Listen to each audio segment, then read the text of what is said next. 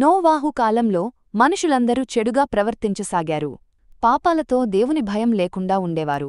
నోవాహు దేవునిపై విశ్వాసంతో నమ్మకంగా జీవించేవాడు.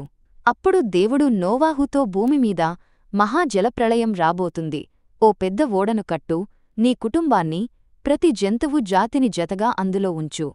ఓడలో ఉన్నవారికి నేను రక్షణ కలిగిస్తాను అని చెప్పాడు. నోవాహు దేవుని మాటను నమ్మి ఓడను కట్టడం ప్రారంభించాడు. ప్రజలందరూ నోవహును హేళన చేశారు.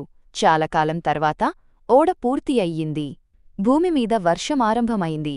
నోవాహు, తన భార్య, 3 కుమారులు, 3 కోడళ్ళు, భూమిమీద ప్రతి జంతువులు, పక్షులు, నేలమీద ప్రాకు, ప్రతి వాటిలోనూ 2 ఓడలో ప్రవేశించారు.